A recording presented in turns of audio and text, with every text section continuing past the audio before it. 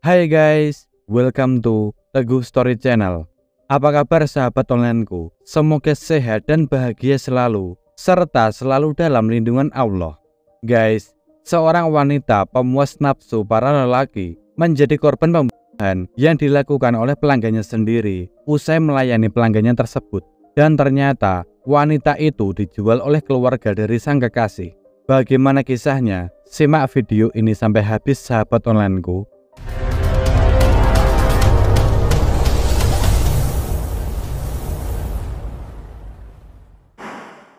Wanita cantik ini bernama Mira Yura, berusia 17 tahun, berasal dari Sukamanah, Bandung. Selain wajahnya yang cantik dan usianya yang masih belia, Mira ini sering berpenampilan layaknya wanita dewasa, di mana ia sering memakai pakaian yang minim, make up yang tebal, serta memiliki tato di dadanya. Bahkan, semenjak sekolah di sekolah kejuruan di Bandung, Mira sering tampil narsis. Ia kerap membagikan kesehariannya di media sosialnya Facebook dan TikTok. Dalam unggahan-unggahannya tersebut, Mira selalu memakai pakaian yang minim. Meskipun begitu, Mira diketahui memiliki kekasih bernama Dery Kurniawan berusia 19 tahun. Dery sendiri tinggal di desa Cihaur Gelis, Kecamatan Cibenying Kalir, Kota Bandung, Jawa Barat. Tak jarang, Mira kerap mengunggah foto-foto saat dirinya bersama dengan sang kekasih di akun media sosialnya. Hingga akhirnya, hubungan keduanya ini diketahui oleh kakak Dery yang bernama Diki berusia 34 tahun. Dery yang tidak memiliki pekerjaan lantas diceramahi oleh kakaknya tersebut. Menurut sang kakak, usia Dery masih muda. Buat apa pacaran? Mending fokus cari uang dulu. Toh kalau nggak punya uang, hanya bisa bikin kepala puyeng. Hal ini juga diketahui oleh istri Diki, Nia Kurniasih. Kepada suaminya itu, Nia mengusulkan untuk menawarkan Dery pekerjaan seperti yang mereka kerjakan selama ini.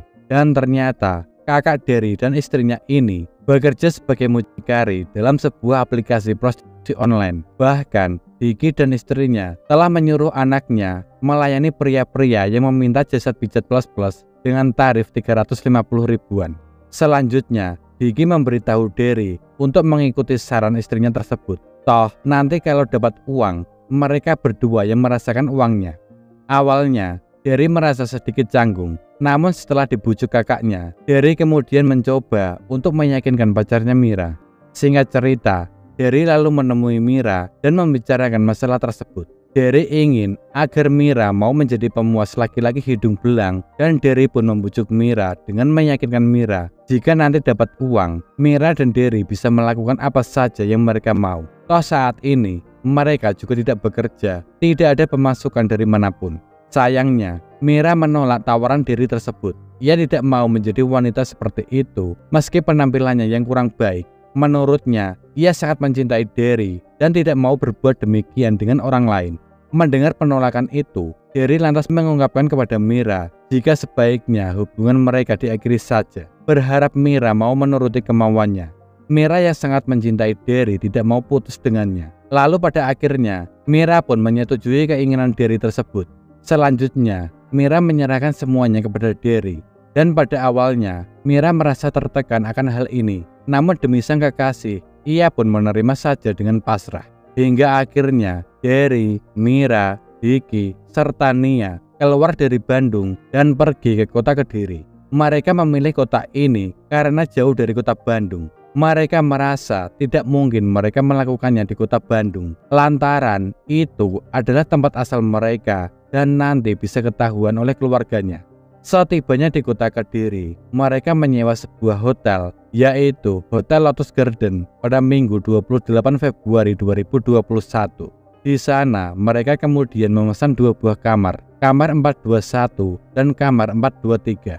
Kamar 421 nantinya akan digunakan untuk melakukan pekerjaan itu, dan Mira lah yang akan menjalankan tugas yang sudah mereka rencanakan. Sedangkan Dery, Diki, dan Nia berada di kamar 423.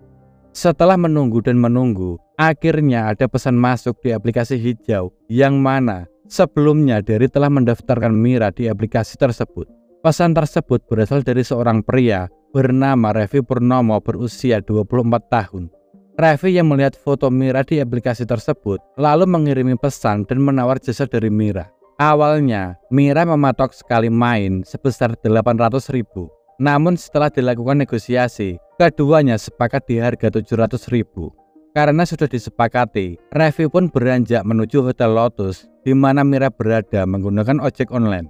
Di lain sisi, Mira pun lantas mempersiapkan diri menunggu tamu pertamanya datang. Sementara Derry, Diki, dan Nia pergi meninggalkan hotel untuk membeli bahan makanan. Tak lama kemudian, Revi tiba di hotel itu dan menuju kamar Mira. Di dalam kamar itu, Revi dan Mira sempat ngobrol sebentar, dilanjutkan dengan hubungan di atas ranjang.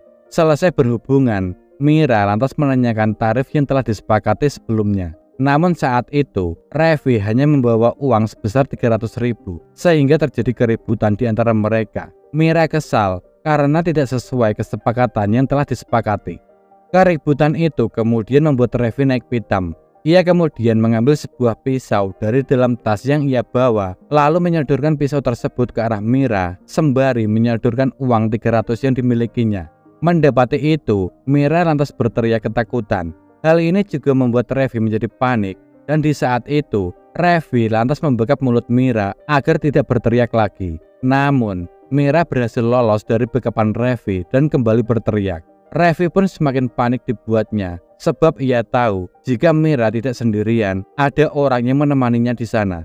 Dengan segera, Revi langsung menindih tubuh Mira yang meronta dan kembali membekapnya sembari menghujamkan pisau ke tubuh Mira sebanyak 3 kali dan 2 kali di bagian leher hingga akhirnya membuat Mira tidak meronta lagi dengan bersimbah cairan merah. Usai memastikan Mira sudah tidak meronta lagi, Revi lantas membersihkan diri lalu pergi meninggalkan hotel dengan menaiki ojek online. Di lain sisi, Derry yang sedari tadi meninggalkan Mira merasa ada yang janggal lantaran dari semenjak Mira ditinggalkan, Mira tidak ada kabar sama sekali. Dengan langkah yang tergesa-gesa, Derry pun lantas kembali ke kamar di mana Mira sedang melakukan pekerjaannya. Namun setibanya di kamar itu, Derry dikejutkan dengan tubuh Mira yang tergeletak dengan bersimbah cairan merah. Derry pun mencoba mencari si pria yang menjadi pelanggan Mira, yaitu Revi, karena dialah yang bersama Mira saat Derry pergi. Namun, Derry tidak menemukan keberadaan Revi. Hal ini kemudian dilaporkan ke manajemen hotel dan diteruskan ke pihak kepolisian. Setibanya di TKP, pihak kepolisian langsung melakukan olah TKP. Sementara jenazah Mira dievakuasi ke Rumah Sakit Bayangkara Kota Kediri untuk dilakukan pemeriksaan lebih lanjut.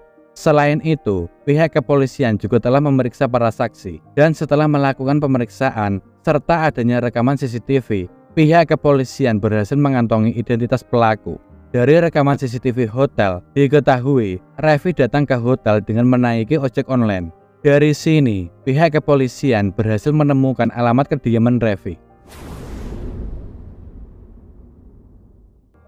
Setelah mendapatkan informasi keberadaan Revi, pihak kepolisian langsung mendatangi kediaman Revi yang berada di sebuah kos di Desa Kewadungan, Kecamatan Ngasem, Kabupaten Kediri pada hari Kamis 4 Maret 2021. Dan ternyata di kos itu, Revi tinggal bersama dengan sang istri. Kedatangan polisi di kediamannya tersebut membuat Revi sangat kaget. Ia lantas mencoba melarikan diri, namun sayangnya pihak kepolisian berhasil menangkapnya dengan memberikan hadiah timah panas di bagian kaki kirinya. Dan atas perbuatannya ini, Revi dijerat dengan pasal 340 KUHP tentang pembunuhan berencana dan pasal perlindungan anak. Lalu pada Kamis 30 September 2021, Majelis Hakim Pengadilan Kediri menjatuhkan hukuman pidana penjara selama 15 tahun. Sementara itu, Derry, Diki, dan Nia juga turut diperiksa oleh pihak kepolisian. Dan setelah dilakukan pemeriksaan, ditemukan bukti bahwa Derry adalah penghubung yang mencoba melakukan transaksi antara Mira dengan pelanggannya. Selanjutnya, pihak kepolisian menetapkan ketiganya sebagai tersangka prostitusi anak di bawah umur oleh Polres Kediri. Dengan demikian, ketiganya dijerat dengan Undang-Undang Perlindungan Anak dengan ancaman 10 tahun penjara.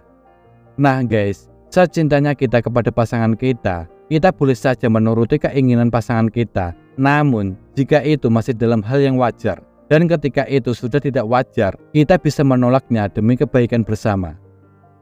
Sekian dari kisah ini. Bagaimana menurut sahabat onlineku tentang kasus ini? Bisa komen di bawah. Dan semoga kita bisa mengambil hikmah dari kasus yang aku bawakan hari ini. Bagi yang belum subscribe, bisa tekan tombol subscribe, like, komen, dan share. serta nyalakan lonceng notifikasinya agar sahabat onlineku tidak ketinggalan video dari aku selanjutnya. Tetap jaga kesehatan, berhati-hati dalam setiap aktivitas, dan juga yang mau request tentang kasus-kasus yang ingin aku bawakan, bisa DM di Instagram Teguh Story Channel atau bisa juga komen di bawah. Sampai jumpa lagi di video selanjutnya. Terima kasih.